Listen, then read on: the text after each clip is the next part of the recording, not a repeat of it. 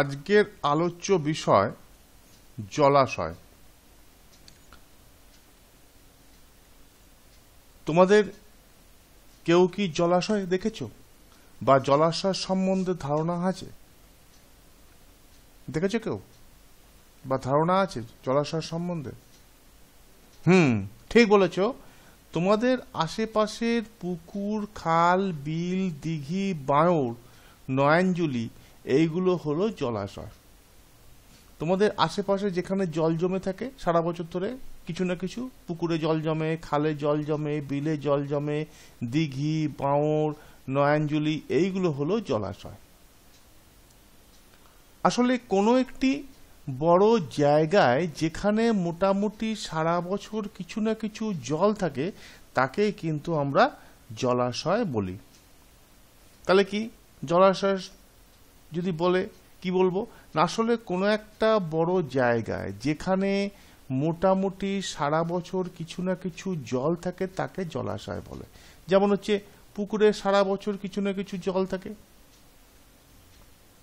খালে সারা বছর কিছু না কিছু জল থাকে, বিলে সারা বছর কিছু না কিছু জল থাকে, দিঘিতে, বাঁওড়ে এইসব জায়গায় সারা বছর কিছু না কিছু জল থাকবে। এইগুলো হচ্ছে জলাশয়। এবার হচ্ছে বাঁওড় কাকে বলে? বাঁওড় কাকে বলে না, নদীর বাঁকে খানিকটা জায়গা নদী থেকে আলাদা হয়ে বদ্ধ জলা হয়ে যায় তাকে বাঁওড় বলে। নদীর বাঁকে, এই যদি নদী হয় কিরকম জিনিসটা, ধরো একটা নদী এরকম বেঁকে গেছে, বেঁকে যাওয়ার সময় কিছুটা জায়গা আলাদা হয়ে গেছে, কিছুটা জায়গা আলাদা হয়ে এইখানটা সেপারেট, একদম পৃথক হয়ে গিয়ে সারা বছর জল থাকছে, এইটা হচ্ছে বাঁওড়। অর্থাৎ বাঁওড় হচ্ছে নদীর বাঁক থেকে যে জলাশয়টা তৈরি হয় তাকে বলা হচ্ছে বাঁওড়। তাহলে নদীর বাঁকে খানিকটা জায়গা নদী থেকে আলাদা হয়ে বদ্ধ জলা হয়ে যায় তাকে বাঁওড় বলে।